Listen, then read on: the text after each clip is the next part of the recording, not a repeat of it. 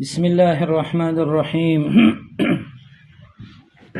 وعن أبي هريرة رضي الله تعالى عنه قال رسول الله صلى الله عليه وسلم لا وضوء لمن لم يذكر اسم الله عليه.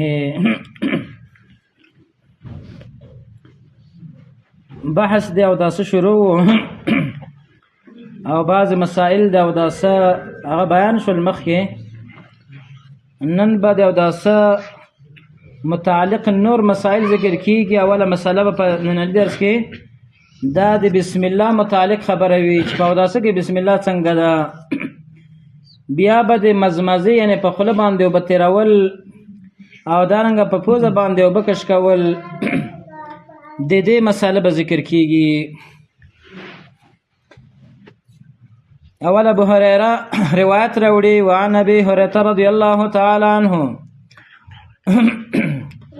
قال رسول الله صلى الله عليه وسلم لا وضوء. رسول عليه الصلاه والسلام فرمایلی دي لا وضوء نشته دی او داس لمن ده هغه چا لم يذكر اسم الله چې نویات کړه په غي باندې نوم دی الله. مخکې وردا خبره مخکې موږ ذکر کړی و چې دا داسه څو فرایض دي، څو فرایض دي، څوک به وایي اته فرایض دي. نو په هغې کې موږ دا خبره په طریقې د اجمال سره کړې وه چې د دې دلایل وروسته را روان دي، یعنې په هر یو فرض باندې دلیل شته دی چې دا فرض دی. نو ځکه موږ ورته وایو چې دا فرض دی، دلیل پې شته. نو په هغې کې څلور هغه مشهور فرایض دي چې موږ مخکې ذکر کړي وو، او د هغې نه پنځم څه ذکر کړي وو؟ نیت و، شپږم بسم الله و. نو د بسم الله او د نیت په باره کې موږ حدیث ویلی وو چې انما الاعمال بالنیات، دا دلیل دی.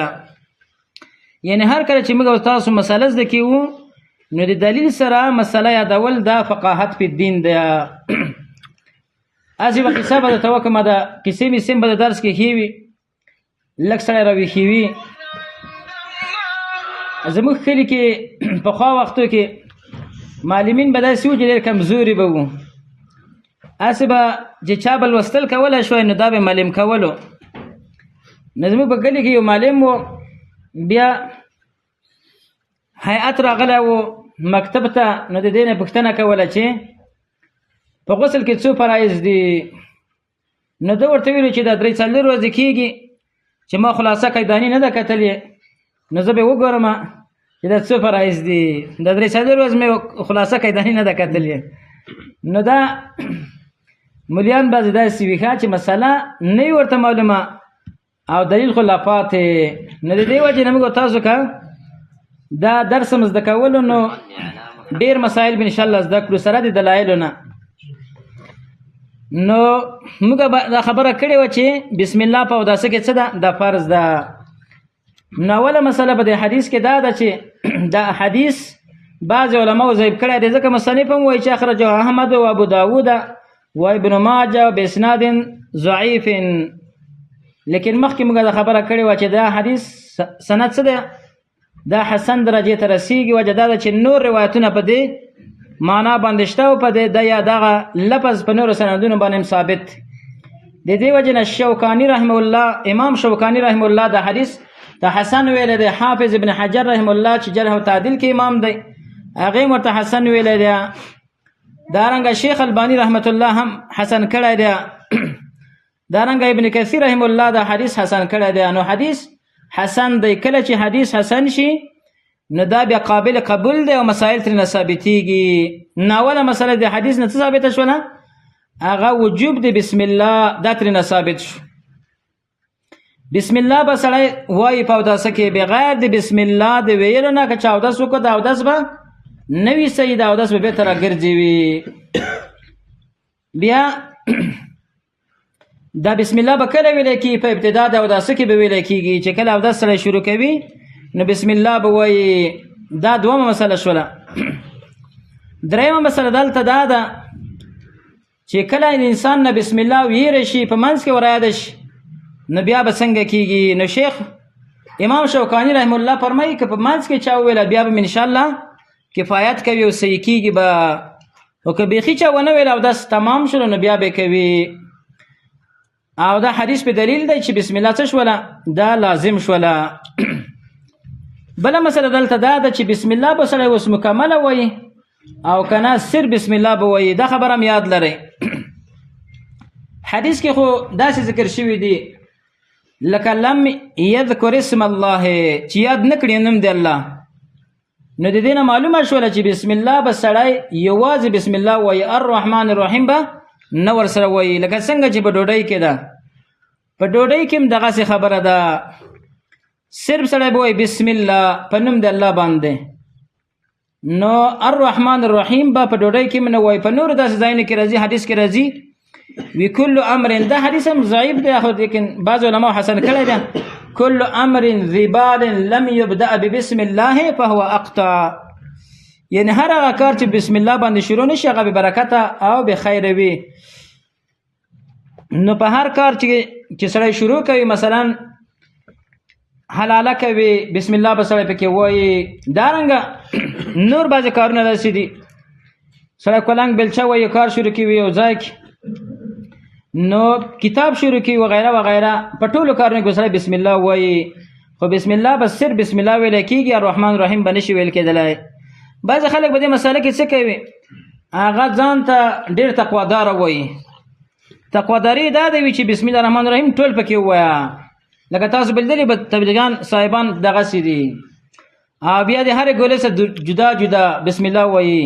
دا دوی ته تقوا ښکاره کړي، لیکن دا خو ناپوهي وي که نه. کله کله چې ناپوهي وي نو سړی په ځای لري چې سړی اصلاح وکړي، فساد ډېر منځته راولي. نو دوی ته هم دا بسم الله څه ښکاره کېږي، عبادت ښکاره کېږي.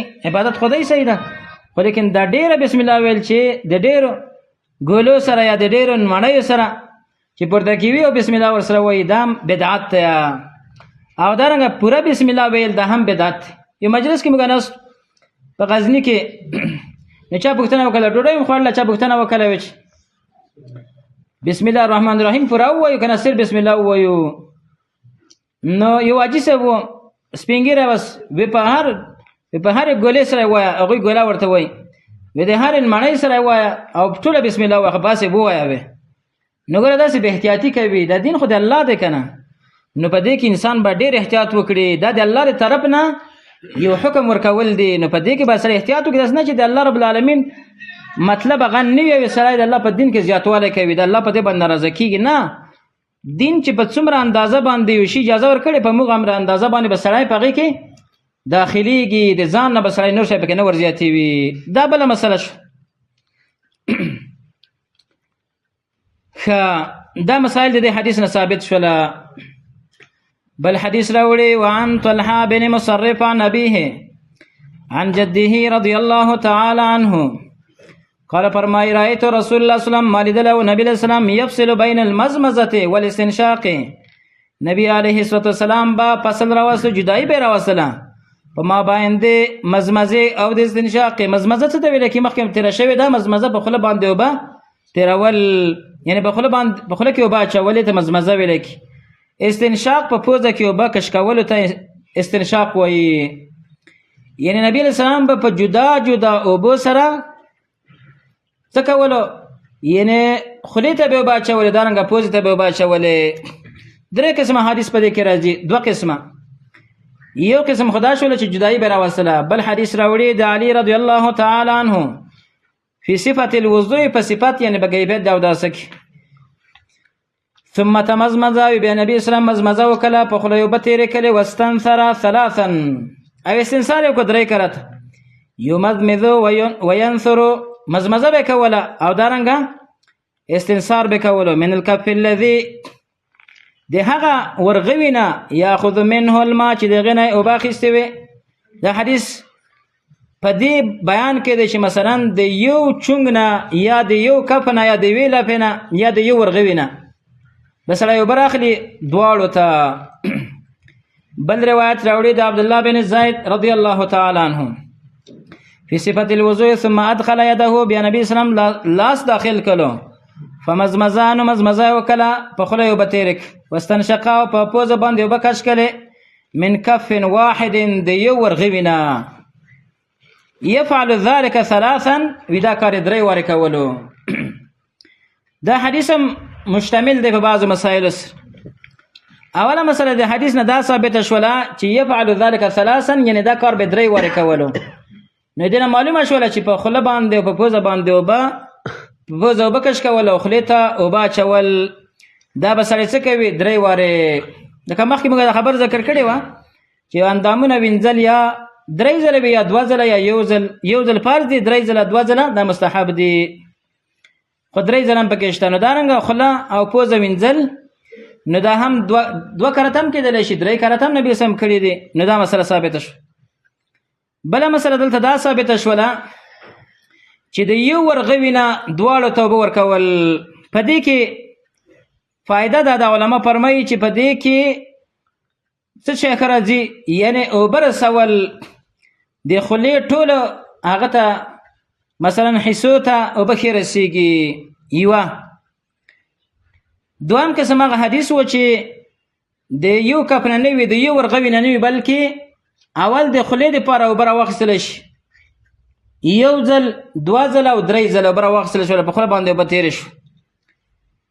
نو دویم بیا درې ځله بیا پوزې ته راواخیستلی شي، اول یو ځل په پوزه باندې کش کړی شي، بیا او بیا درې کرته. دا طریقه هم صحیح ده. نو په دې کې به څه شی وي؟ په دې کې به د پوزې او دارنګه د خولې هر حصې ته څه شي اوبه به ورسېږي. دا مسله شوله. او دویمه طریقه دا ده چې د یو کپ نه د یو ورغوي نه دواړو ته مثلا ورغوی سړي د اوبو نه راډک کړلو او بیا یې څه وکړله نیمایي اوبه یې خولې ته واچولې، یا نیمایي به پاتې شول هغه یې په پوزه باندې کش کړي. نو څو ځله به شي؟ درې ځله به شي. که بیا سړی راواخلي دوه ځله، که بیا راواخلي درې ځله، نو دا هم ثابت شو. په دې کې بیا څه دی؟ په دې کې فایده دا ده چې په دې کې اوبه کمې مصرفېږي. او دا حدیثونه څه دي؟ دا حدیثونه یو د بل معارض نشي کېدلی. معارض په هغه وخت کې کېدلی شي دا حدیثونه، یعنې په دواړو باندې عمل نشي کېدلی. په هغه وخت کې چې په یوه باندې عمل کوي بل د ځنې پاتې کېږي، نه کله په هغې باندې کله په دې باندې. نه دواړه عملونه جایز دي، لیکن افضله خبره دا ده افضل عمل دا دی چې د یو کپ نه یا د یو مش نه، پارسي کې مش ورته وایي که نه، نو د یو کپ نه سړی پوزې او خولې دواړو ته به وچوي، یو ورغوي نه اوبه راواخلي، یو یې خولې ته بیا پوزې ته. دا افضله طریقه ده. یو خو د افضلیت وجه دا ده چې دا حدیث د امام بخاري او امام مسلم راخیستی صحیح حدیث دی. هغه مخکې حدیثونه چې وو نو په هغې کې ضعف لږ موجود و، نو دا حدیث صحیح ده. نو یوه وجه دا ده چې اوبه پکې کمه مصرفېږي، بله وجه د غوروالي د بهتروالي دا ده چې دا حدیث صحیح ده او د متفق علیه حدیث دی.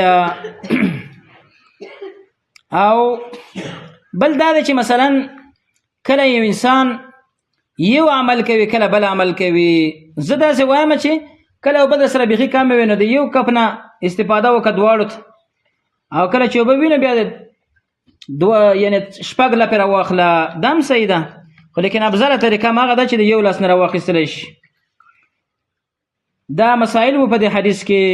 بل حدیث چې هغه په بله فریضه باندې دلیل دی چې موږ هغې ته ویلي وو پرله پسې والی موالات چې دا هم فرض دی، نو د هغې د فرضیت دپاره حدیث د انس راوړي. دا به انشاءالله په راتلونکي سباني درس کې که الله ژوند موږ تاسو سره کړی و انشاءالله به بیانوو به یې. وبالله تعالی التوفیق.